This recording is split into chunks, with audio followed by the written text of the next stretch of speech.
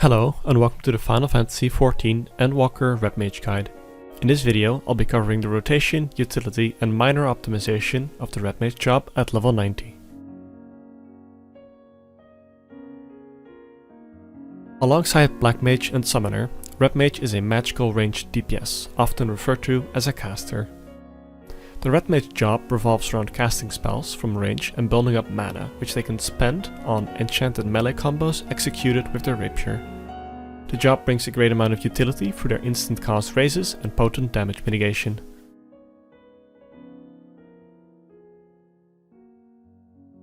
The way Red Mage works is that certain spells in your rotation generate black mana, whilst other spells generate white mana. This mana can be spent on your combo actions, which force you to run into melee range to perform a high burst of damage. The job gauge keeps track of these two resources and your current combo for you. It is important to keep these two mana bars in balance with each other, because if one mana has more than a 30 mana difference from the other, you will generate half as much of that lower mana. This in turn reduces the amount of combos you're able to do, which has a sizable impact on your DPS.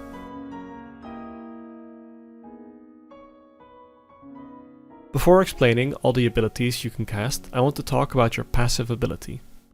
If your rotation is bread, then dual cast is butter. Dual cast is granted to you after each hard cast spell. The buff is then consumed on the next GCD cast, turning that GCD into an instant cast spell. This effect is similar to swift cast. Jolt 2 is our filler and a core part of our rotation. When we have nothing else to cast, we cast this. This spell has a short cast time and generates 2 of each mana. Thunder and Vero are hard-hitting spells with longer cast times. They generate 6 mana each, but only for their respective mana type. Thunder grants black mana, whilst Vero grants white mana.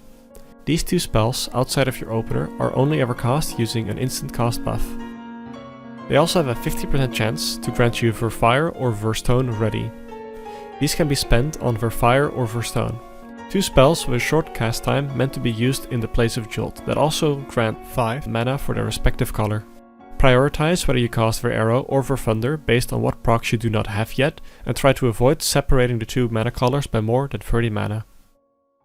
These 5 spells are the main way of building black and white mana. Once we reach 50 of each, we can spend it on our melee combo. This combo starts with Enchanted Riposte, Enchanted Schwertschau and Enchanted Redoublement. Start with Enchanted Riposte, a melee ability with a 1.5 second recast time. Follow this up with Enchanted Schwertschau, another melee ability with a 1.5 second recast timer. Finally, use Enchanted Redoublement, a melee ability that does a moderate amount of damage if comboed and has a recast time of 2.2 seconds. It is worth noting that you can only weave a single OGC after Riposte and Schwertschau, but you can weave 2 after Enchanted Redoublement. If executed in the correct order and when started at 50-50 or above mana, you will now gain a mana stack buff, which grants you access to the next combo. This combo does not need to be cast in melee range. It starts with Flare or Holy. These two spells replace Thunder and Vero on your hotbar and are hard-hitting abilities that generate 11 mana for their respective color. They, like Vero and Thunder, also have a chance to grant Fire or Stone ready. This chance is a low 20%, however it is increased to 100% if the associated color has less current mana than the other color. Once cast, you will now gain access to Scorch, an even harder hitting spell that replaces the Jolt spell on your hotbar. Lastly, you gain access to Resolution, which is the hardest hitting spell in your rotation. This spell also replaces Jolt on your hotbar. Both Resolution and Scorch generate 4 mana of each color. Congratulations, you have now successfully done a melee combo, and with the earlier 5 mentioned mana generating spells, you now know the core of the rotation. There is one ability I haven't mentioned yet, which is Enchanted Reprise. This instant cast ranged ability consumes 5 white and black mana to do a small amount of damage. You can use this to keep casting uptime if caught in a dire situation. However, with our large number of movement options, you should be able to avoid wasting mana on this ability. Naturally, there is more to Red Mage, and we have access to a number of cooldowns and OGCDs we need to use correctly. The first of these are Flashe and Contrasixt. These two abilities send a number of etheric swords towards the target and do a hefty chunk of damage. Outside of the opener, simply use these abilities on cooldown. Corpse a Corpse is a gap closer. Using this ability, you rush towards the boss with your rapier, dealing moderate damage. Because it does do damage, it is important to use this ability on cooldown. Luckily, you can hold 2 stacks, allowing you to hold onto 1 stack during movement where you wouldn't want to dash into the boss and simply use it afterwards without overcapping. Engagement functions similarly to Corpse on Corpse, however, it does not move your character. You do however have to be in melee range to perform this action. Also use this on cooldown. This ability shares a cooldown with Displacement. Displacement is the exact opposite of Corpse on Corpse. Instead of gap closing, it lets you perform a backflip away from the boss to create distance. This backflip is rather sizable and sometimes can actually kill you by putting you in the arena wall, outside of healing range, or into dangerous AoEs. Therefore, it is recommended to spend the cooldown of this ability using engagement and only ever use displacement if you need to create distance between the boss and yourself and it is safe to do so. Acceleration allows the next Thunder free, Arrow free, or impact to be cast instantly. Acceleration also makes the proc chance of Thunder and Arrow 100%. This ability is mostly used to maintain GCD uptime and to realign our dual cast, which we will cover later. Prioritize these two purposes over generating extra procs, as they have higher impact than the minor damage gain a proc gives you. Magnification instantly grants us 50 black mana and 50 white mana. It also grants us access to the Magnification buff, making the next 6 GCD spells and actions deal 5% more damage for 15 seconds. This ability has a 110 second cooldown, which can cause some confusion on whether we should hold it for raid buffs, which have a 120 second cooldown, or if we should use it straight away. The answer is that in fights with unknown kill time, it is better to simply use it on cooldown outside of buffs and potentially gain another usage out of it. If you know that doing this will not result in an extra usage, then it is better to hold it and use it under raid buffs. If you are ever out of balance with your mana, where the difference between the two colors is greater than 30 mana, Magnification will only grant half the mana for the lower color. Swiftcast is an ability that allows our next spell to be instant cast. Lastly, we have Embolden. This is our raid buff. It grants party members within 15 yalms of you a buff that increases all their damage dealt by 5%. It also grants us a buff that increases specifically our magic damage by 5%. We use Flash A and Contra 6 simply on cooldown, and we do not save these for buff windows. The primary reason for this is because with their short cooldowns, it is easy to lose a use of these abilities if you hold them. Moreover, our own Embolden does not buff these abilities as they do physical damage. Our standard opener goes as follows. We precast for Thunder when the countdown has 5 seconds left. Use the granted dual cast on Arrow. Within the first GCD, we use Acceleration and Swiftcast to cast another Thunder. Here we use our potion and then cast another Thunder. In this GCD, we use Embolden and Magnification and then start our melee combo. Under Riposte, use Flash A, under Zwerchau, use Contra 6, and under Redoublement, use Corpse on Corpse and Engagement. Then we use for Holy with another Corpse on Corpse and Engagement. Finally, we use both Scorch and Resolution. The opener uses 2 Thunders even if you get a proc, because having higher black mana will guarantee a proc from Holy. This way, you always end up with both Fire and Stone procs after your combo. Here's an example of that being done.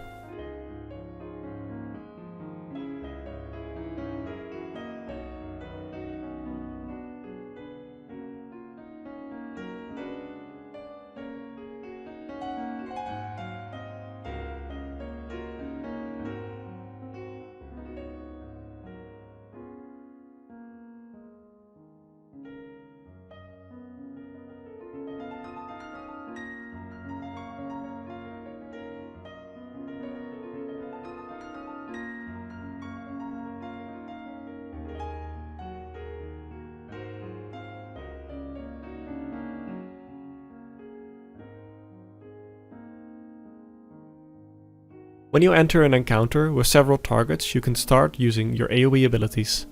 On 2 targets, you still want to use Jolt, but use your dual cast on Impact, assuming Impact hit both targets. You can also start spending your accelerations on Impact. Your melee combo remains unchanged on 2 targets. Keep in mind that Flare, Holy and Scorch do cleave damage. Resolution also is a rectangular line AoE directed at the target, which means you may have just your positioning to hit both targets. Starting from 3 targets onwards, you want to replace Jolt with Thunder 2 and Vero 2. For your melee combo, start using Enchanted Molinet 3 times before using Verholy or Verflare, Scorch and finally Resolution.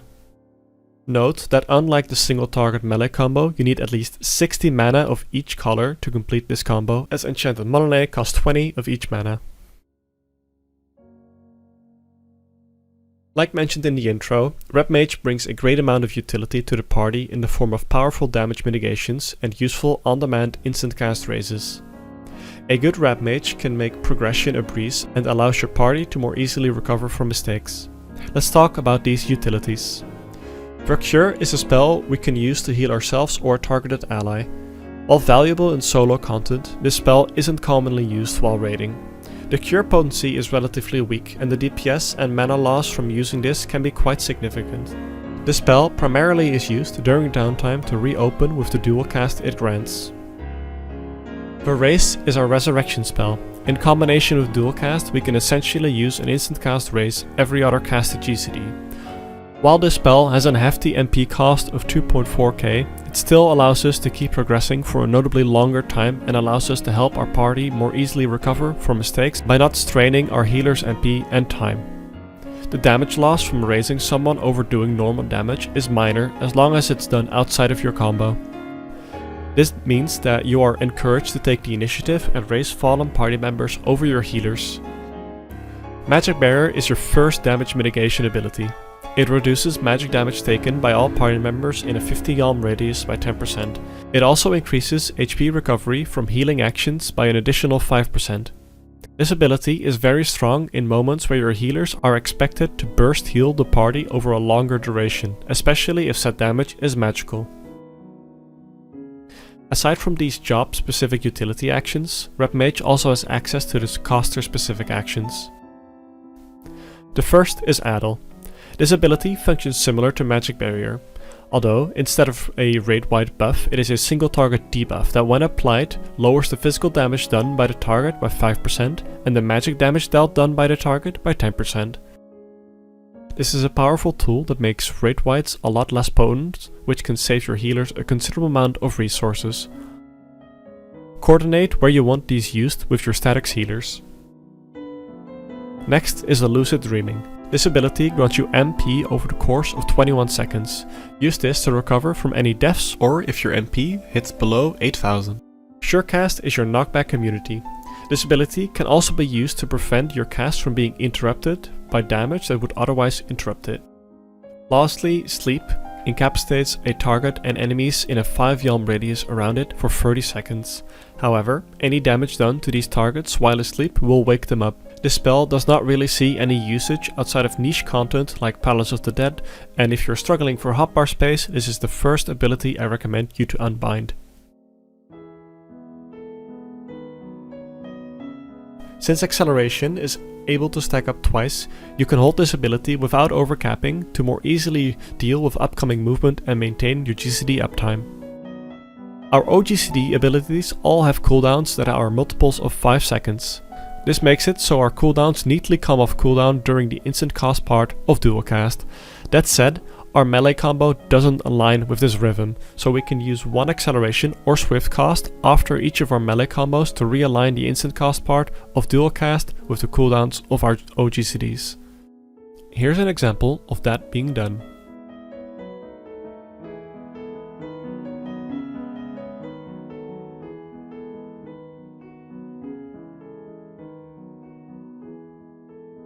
Since our single target melee combos only use 50 white and black mana, we can easily store up a melee combo for party buff windows without overcapping either of the mana bars. Doing this will increase our damage significantly, and it is worth doing so. Entering buff windows, we can fit 2 sets of finishers by doing 2 melee combos and using Embolden after the first redoublement. You can time this by starting 5 seconds before Embolden is available. If you have Manification available, you only need 50-50 mana to accomplish this, otherwise you must at least have 81 mana of one mana and 92 of the other. Here's an example of that being done.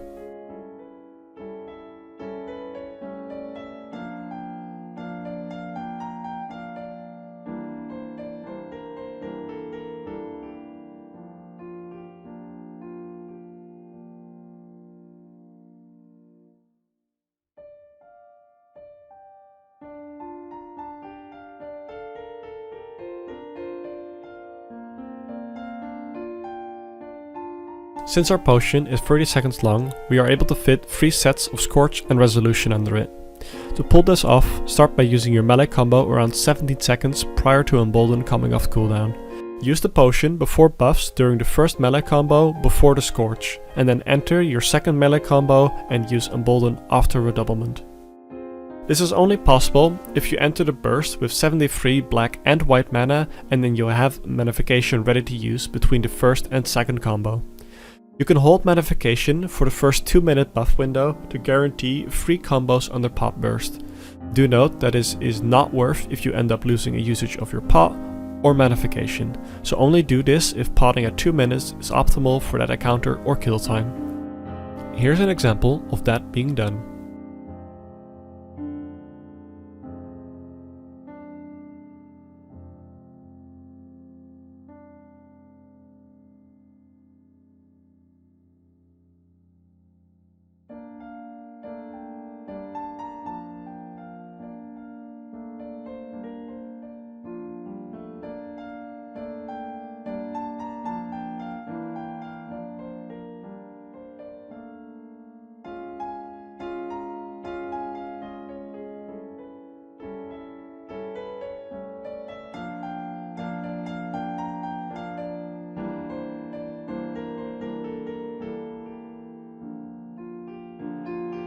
Procure can be used during downtime to grant us a proc of dual cast, so we can instantly cast a spell when the boss becomes targetable again.